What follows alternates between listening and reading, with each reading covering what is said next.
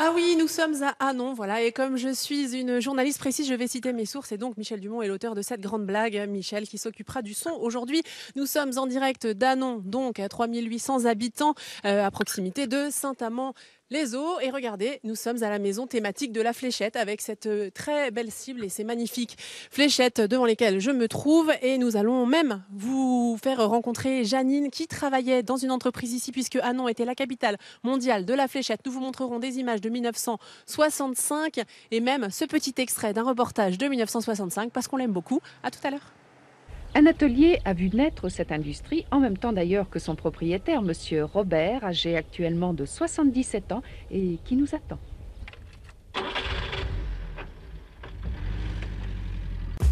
Alors là, vous vous emballez, Christine, parce que rien ne dit que je vais jouer aux fléchettes. Oh, Là, franchement, je vous connais, je vous c'est connais. peut-être risqué pour la vie de mes collègues. On va voir, on va réfléchir. En attendant, on est bien, vous avez raison, à la maison thématique de la Fléchette à Hanon. Je suis avec Claude, bonjour. Bonjour. Pourquoi cette maison thématique de la Fléchette ici? Tout simplement parce que la commune d'Hanon était la capitale mondiale de la fléchette. La création de la fléchette remonte en 1890 et s'est terminée en 1980. Et à cette époque-là, il y avait 6 ou 7 entreprises de fabrication de fléchettes. Alors là, pour l'instant, cette pièce, rien à voir avec la Fléchette, mais c'est une pièce que vous ne pouviez pas ne pas créer. On est où? Voilà, tout à fait. C'est une pièce qui est consacrée à l'abbaye d'Hanon, abbaye qui a été créée en 670 par les enfants du comte de l'Ostrevent, Jean et Eulalie, qui ont créé dans le manoir paternel deux abbayes, une masculine et une féminine, et il nous reste quelques vestiges de l'abbaye que l'on a voulu exposer. Alors pas grand-chose évidemment, mais néanmoins cette porte, ce tabernacle, hein, Oui, c'est un tabernacle. le tabernacle de l'abbatiale, c'est un tabernacle en chêne massif de style rocaille. Donc on l'a récupéré, on l'a exposé. On va avancer pour voir d'autres choses, notamment ces colonnes qui sont d'origine, si j'ai bien compris. Ce sont des colonnes du cloître de l'abbaye, des colonnes de style ionique. Et alors, on va quand même voir une maquette de cette abbaye, parce que même s'il n'en reste plus grand-chose, on a quand même envie de se l'imaginer. C'est celle-ci, l'abbatiale de l'abbaye d'Hanon. C'est la maquette de l'abbatiale qui était donc relativement importante. Et nous avons également le plan de l'abbaye qui se trouve juste derrière moi, où on voit également toute Donc le volume de la propriété. On est sur le site où se trouvait cette Voilà, abbaye. ce bâtiment est un bâtiment du 18e qui faisait partie de l'abbaye parce que c'était à l'époque le presbytère des moines de l'abbaye. Alors, si les gens viennent ici pour découvrir cette maison de la Fléchette, ils vont apprendre beaucoup de choses, puisqu'effectivement, il y a cette pièce consacrée à l'abbaye, et puis il y a aussi, juste à côté, une pièce consacrée au lin. Alors là, quel rapport entre le lin, l'abbaye, les fléchettes? C'est Hanon le rapport? C'est Hanon, ça n'a aucun rapport ni avec l'un ni avec l'autre, simplement que le lin est la première industrie qui a favorisé l'essor de la commune, et le lin a été créé en 1875. Merci beaucoup Claude. Je vous laisse ici. J'emmène Jean-Marie avec moi rapidement. Jean-Marie, fais attention aux marches d'escalier. Les marches sont grandes. Et hop, on sort. Parce que quand même, on n'aura pas le temps d'en parler, mais je voulais quand même vous montrer ce beau petit jardin de curé qui a été reconstitué ici. Alors, il a été beaucoup plus fleuri, mais il reste néanmoins très beau. Et tout à l'heure, on vous parle, c'est promis, de fléchettes et d'histoire. À tout à l'heure. Et profitez bien, Christine, c'est peut-être la dernière fois que vous me voyez, parce que je pense que je vais aller travailler à Disneyland. C'est un peu un rêve pour moi. Hein, donc Ah voilà. voilà. Mais je termine aujourd'hui. Pour l'instant, je suis là. Le costume Oui, je me verrais bien en mini. Oui, tout à De fait. Mais pour l'instant, je la suis bien. fée, Ah non. Non, oui, une fée, vous avez raison. Ah non, toujours avec Claude. Et plus sérieusement, on parle de fléchettes. Alors regardez, ça c'est une fléchette comme on les connaît, plus ou moins hein, aujourd'hui. Puis ça, regardez, c'est une fléchette comme on les travaillait dans les années 60 ici à Hanon. C'est ça, hein, je dis pas de Oui, tout à bêtises, fait. Claude. Oui, l'industrie de la fléchette a été créée en 1980. Alors, en 1980 1780, excusez-moi. Ça s'est terminé en 1980, Voilà, mais tout à fait. 1780 le début. Alors justement, on a des images très anciennes, peut-être pas de 1780, mais des images de 1965 qu'on va découvrir pour comprendre un peu comment on fabriquait des fléchettes. C'est le but un peu de cette maison thématique, c'est d'expliquer comment on travaillait à l'époque. Oui, tout à fait. Donc, on a reconstitué l'installation des machines. Donc, à l'époque, on travaillait, bien sûr, ce sont des tours à bois. On partait d'une réglette en bois de bouleau, puisque les fléchettes sont réalisées en bois de bouleau. Donc, à différentes opérations, une première machine à ébauche qui sortait un petit peu ce que l'on trouve là dans le bas. Une deuxième opération qui consistait à couler le plomb, donc couler la bague en plomb. Ensuite, une machine de finition pour que je peux vous faire tourner d'ailleurs. Mais super. Vous la faites tourner quand les visiteurs viennent ou là Oui, vous allez le faire pour nous? on peut montrer quand les visiteurs viennent, mais disons que on ne fait pas réellement une fléchette, on Elle fait est tourner le moteur. plus vraiment en fonctionnement. Alors allez-y, Voilà, faites-le donc je vais tourner. vous montrer. Hop. Et puis c'est voilà, et brillant. on tourne le bras. Et ça, c'était manuel comme ça. Voilà, c'était manuel comme ça. Donc, Arrêtez-le parce qu'on va pas s'entendre parler, Claude. On a vu que ça fonctionnait toujours. La machine à ébaucher dont vous parliez, c'est celle qui est derrière. Donc, Voilà. juste pour montrer les étapes quand même à la caméra, on avait un morceau comme une ça. réglette comme ça, une réglette de boulot, Ouais. donc qui est placée entre les morts, et puis donc on tourne une ébauche. C'est-à-dire qu'à la sortie, nous avons cette machine-là. D'accord, ça c'est une base de fléchette. C'est une base de fléchette où on vient couler ensuite le plomb. Combien de temps pour fabriquer une fléchette? Oh, ça va très très vite, mais il faut savoir qu'il faut 14 opérations pour fabriquer une fléchette à partir du moment où on a répertorié l'arbre dans la forêt. Ah oui, quand même. Alors, Oui. l'industrie s'est arrêtée dans les années 80. On En a là encore des 1980. images anciennes qui datent de 1978 de l'entreprise de Brabant qui a été en instance de fermeture à ce moment-là. Tout à fait. Qu'est-ce qui s'est passé? Tout simplement, l'industrie a périclité donc à cause de la guerre, parce qu'on avait du mal à être approvisionné au niveau des matières premières. Les matières premières, principalement les plumes, puisque les plumes d'Inde qui permettaient de faire les plumes des fléchettes venaient de Hongrie et de Pologne et des États-Unis. Donc des difficultés d'approvisionnement et des difficultés également à l'exportation, puisque toutes nos fléchettes étaient quasiment expédiées en Angleterre. Il faut savoir qu'à cette période-là, on sortait 200 000 fléchettes par jour. 200 000 jours. 200 Et 000 aujourd'hui, jours, c'est oui. complètement terminé. Et aujourd'hui, c'est terminé, il n'y en a plus du tout. C'est détrôné Au grand par regret. qu'on les achète Ça a été détrôné par les fléchettes électroniques, par les jeux électroniques. En fabriqués au plastique. Japon alors.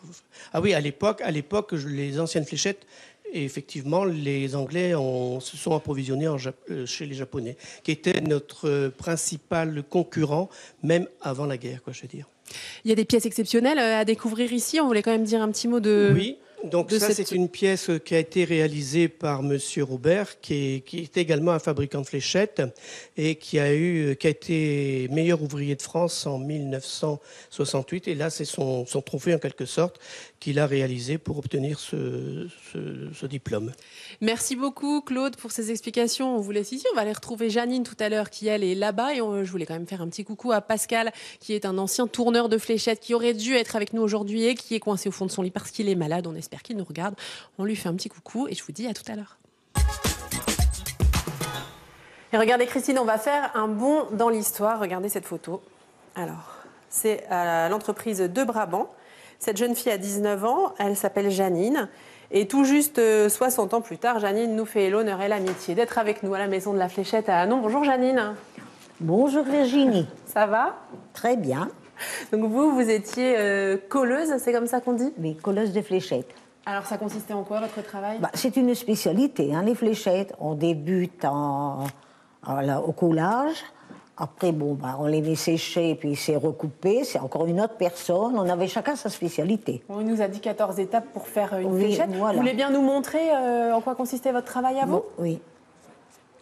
Et nous expliquer en même temps ce que vous faites? Alors, la colle, les plumes sont dans une serpillière humide pour les faire revenir à elles, puis pour faciliter le collage. Ensuite, la colle, elle est préparée. Donc, vous voyez, voilà.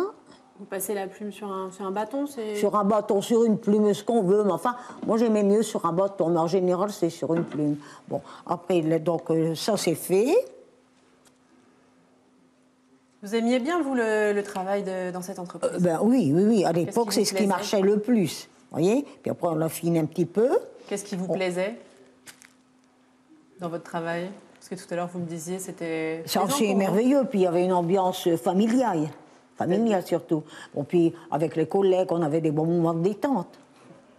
Vous veniez travailler avec votre fils parfois? Mon fils est allé à l'école Oui. et il pouvait venir manger avec moi le midi. Oh, la chance. Oui, ce qu'on ne voit plus maintenant, Bah non. et puis qu'on ne pourrait pas tolérer. Mais à l'époque, c'était facile. Hein. Ouais.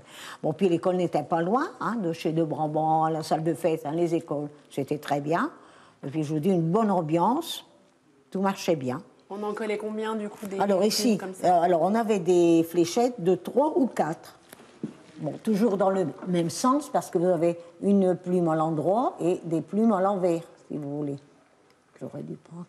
enfin, bon. Merci beaucoup, Janine. Merci Oui. pour votre témoignage. On va prendre juste à côté de vous. Il y en a des Alors terminés là, pour qu'on voit voilà. ce que ça Là, donne. ce sont des Voilà. 3. Voilà, des Là, 3. c'est une 3. Oui. C'est fini.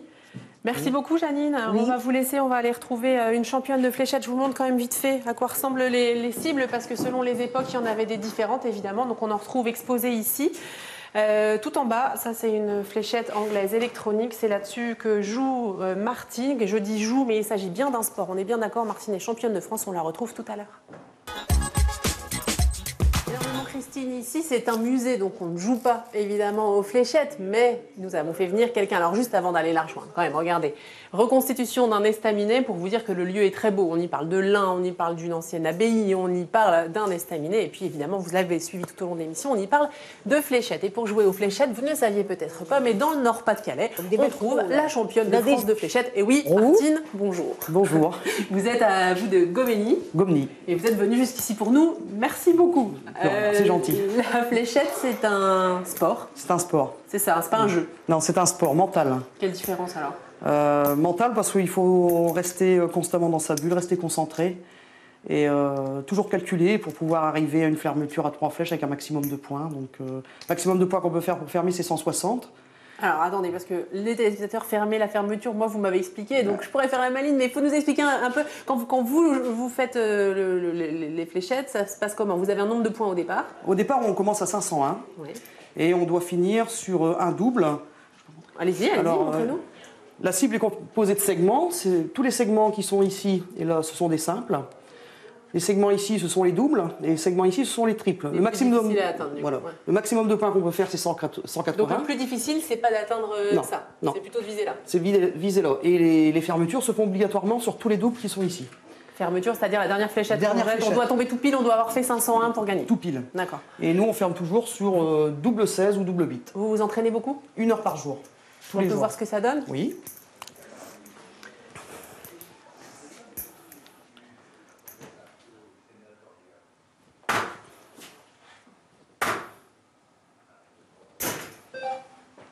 Une heure d'entraînement par jour, c'est...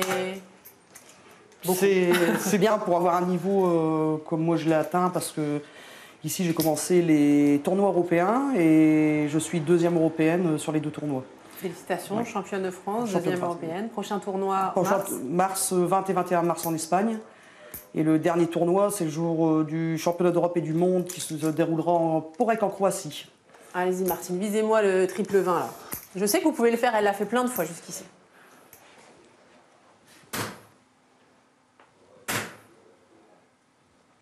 Ah, c'est ma faute, hein, je lui mets la pression. Mais je témoigne sur ma vie. Elle l'a fait 10 fois depuis tout à l'heure. Et encore une fois, Martine, après c'est moi qui essaye. D'accord. pas de Triple 20, souci. alors là Triple vous 20, êtes allez. calmé. Hein. C'est moi qui vais le faire. Yes. Ah, presque. À moi, regardez. Je vais vous montrer comment on fait. Vous êtes nombreux à jouer aux fléchettes? En France, on doit être, je pense, 1000 à peu près. Elle est cassée, celle-là, voilà. Non, il faut la lancer un peu plus fort, voilà. Voilà, c'est bien. Yes. Pas mal. Combien vous m'avez dit en France? On peut prendre à peu près 1000 licenciés, je pense, un peu plus. Merci. Et nous, dans notre club, nous sommes une quinzaine. Merci beaucoup, Martine.